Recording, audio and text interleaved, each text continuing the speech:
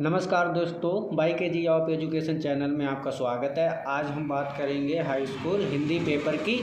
सबसे पहले हम देखते हैं प्रारंभ के 15 मिनट परीक्षार्थियों को प्रश्न पत्र पढ़ने के लिए निर्धारित किए जाते हैं। सभी परीक्षार्थी स्टूडेंट अपने पेपर को अच्छी तरह से पढ़ लेंगे। उसके बाद में क्वेश्चन 1 देखते हैं। निम्नलिखित खतरों में से किसी में से कोई एक कथन सही है, उसे पहचान कर लिखिए। पहला गलत है, दूसरा भी गलत है, तीसरा ठीक है, चौथा भी ये गलत है। अब हम आते हैं खा पे। ये देखो, खा वाले पे आते हैं। ऐसे नहीं चलेगा, ये खा वाले पे आते हैं। इसमें पहला ही ठीक है, बकाया ये भी गलत है, ये भी गलत है। निम्नलिखित रचनाओं में से किसी एक रचना के लेखक का नाम लिखिए।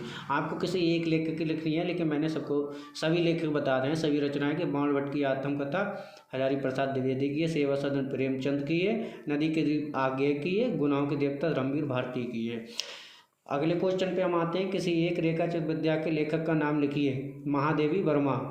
किसी एक एकांक के लेखक का नाम लिखिए। डॉक्टर रामकुमार वर्मा। निगुण भक्ति धारा के किन्हीं 2 कवियों के नाम लिखिए। ये क्वेश्चन हमारा दूसरा स्टार्ट होता है यहाँ से, और इसके लेखक हैं कबीरदास और संत रैदास। प्रगतिवाद के किन्हीं 2 कवियों को नाम लिखिए। इसका पहला हो जाएगा केदारनाथ, दूसरे कवि हो जाएंगे रामविलास।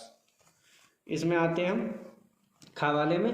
निम्नलिखित रचनाओं में से किसी एक कृति के रचनाकार के नाम लिखिए। आपको सिर्फ एक के लिखने हैं। संकेत के मैथिली शरद गुप्त, कामिनी के जयशंकर प्रसाद, चिदम्बर के सुमित्रानंद पंत, नीरजा के महादेवी वर्मा।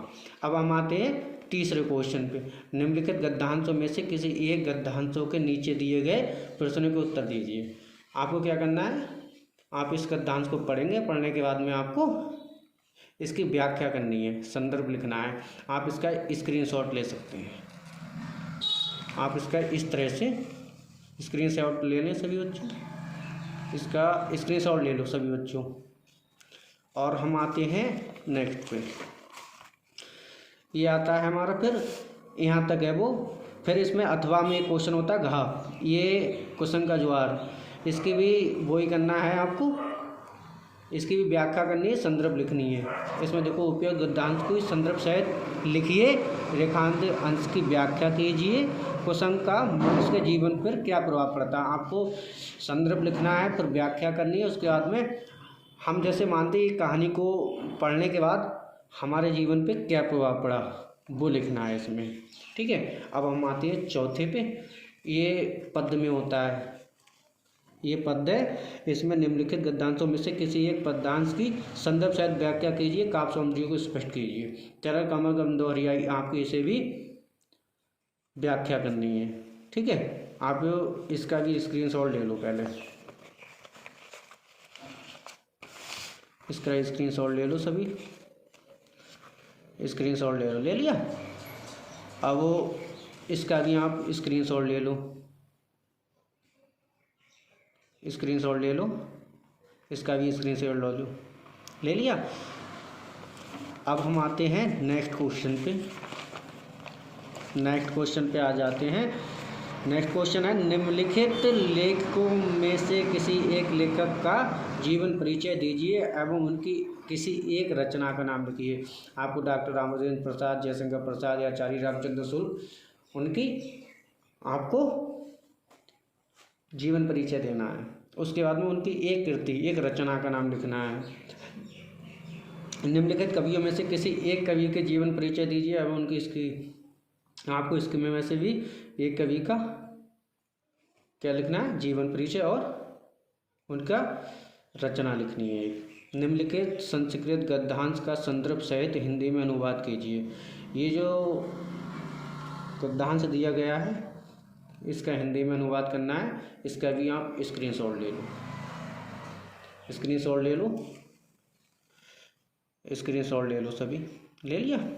अब हम आते हैं नेक्स्ट पे। ये वाला है जो अथवा में।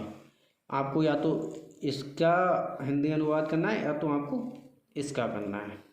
ठीक है। अब हम आते हैं 7वें क्वेश्चन पे। अपनी पाठ्य पुस्तक में से कंठस्थ कोई एक श्लोक लिखिए जो इस प्रश्न, आपको श्लोक लिखना है जो इस प्रश्न पत्र में ना हो। निम्नलिखित प्रश्नों में से किन्हीं 2 प्रश्नों के उत्तर संस्कृत में लिखिए। आपको इनमें से क्या करना है, जैसे चंद्रशेखर का अस्ति, तो इसका आपको संस्कृत में उत्तर देना है। 8वें क्वेश्चन पे आते हैं। हासरस अथवा करुण रस की परिभाषा उदाहरण से लिखिए। आपको हासरस और करुण रस की परिभाषा उदाहरण सेट लिखनी है, ठीक है। उपमा अलंकार अथवा उत्प्रेक्षा अलंकार की परिभाषा एवं उनका उदाहरण लिखना है, ठीक है। और ये आता है दोहा छंद अथवा रोला छंद का लक्षण एवं उदाहरण दीजिए। ये 2-2 नंबर में आते हैं, आपको दोनों करने हैं, सभी करने हैं ये। इसका भी आप स्क्रीनशॉट ले लो, इसका भी आप स्क्रीनशॉट ले सकते हैं, स्क्रीनशॉट ले लो सभी बच्चे। अब हम आते हैं क्वेश्चन 9 पे। 9 में है निम्नलिखित उपसंगों में से किन्हीं 3 के मेल में एक शब्द बनाइए। 3 के मेल से बनाना है। अब जैसे सह है तो हमें इसका लिखना है सहयोग, ये लिख दिया हमने सहयोग, हो गया। सु है ये, सु का हो गया सुपुत्र। अधि है, अधि का हो जाएगा अधिकार। अब है ये, आपका हो जाएगा, इसका हो जाएगा पा है परिय, परिवार। आपको ध्यान रखना है किन्हीं 3 के मेल से, आपको 3 को से बनाना है, 1 2 3, बकाया 2 को छोड़ देना है। अब हम चलते हैं अगली वीडियो पे। निम्नलिखित में से किन्हीं 2 प्रत्ययों का प्रयोग करके एक शब्द बनाइए। जैसे जो तत्व है, इसको हम क्या लिख देंगे, महत्व। ता है, इसे ममता। पन है, अपनापन। इस तरह से आपको केवल 2 का लिखना है, ठीक है। इस बात का ध्यान रखेंगे। अगले क्वेश्चन पे हम आते हैं। निम्नलिखित में से किन्हीं 2 समास विग्रह करके समाज का नाम लिखिए। आपको समास विग्रह करना है, उसका नाम बताना है। जैसे ये दिन है तो इसको लिख देंगे दिन और रात, दिन और रात। इसमें समाज हो जाएगा द्वंद्व समाज, द्वंद्व समास, इसमें द्वंद्व समास हो जाएगा। फिर ये तिरंगा है, 3 रंगों का समाहार लिख देंगे, 3 रंगों का